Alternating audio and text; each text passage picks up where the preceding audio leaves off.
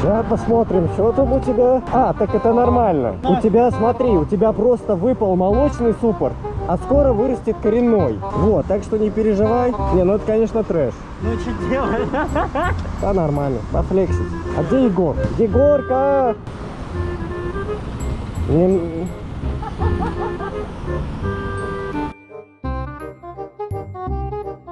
Не понял.